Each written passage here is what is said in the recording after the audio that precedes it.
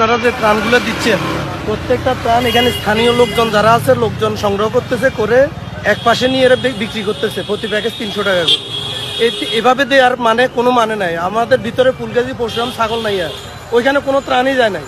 পরশুরামে আপনি খবর নিয়ে দেখেন শুধু সেনাবাহিনী গতকালকে হেলিকপ্টার দিয়ে কিছু ত্রাণ পাঠাইছে, এর বাইরে কোনো ত্রাণই যাচ্ছে না।